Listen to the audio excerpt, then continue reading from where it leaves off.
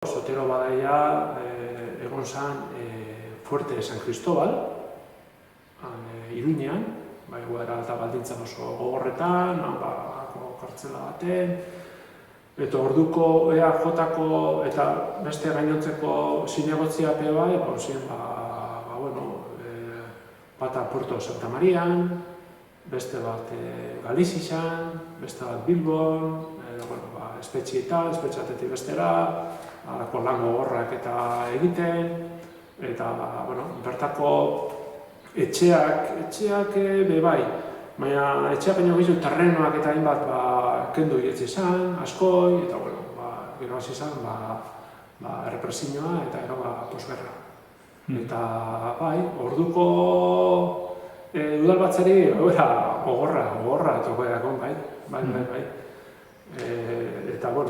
hori Sotero izan alkate, eta horrein bat zinegotzi egon ziren beragaz, batzuk esateagaitik, Iturria Goitea, Munitxa,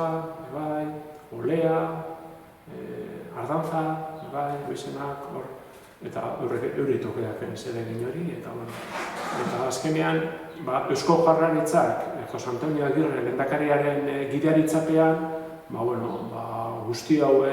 montada bien, eta euren eskuetan egon zen dana ia bien, herrixen alde, herrixen segurtasuna mantentzeko, eta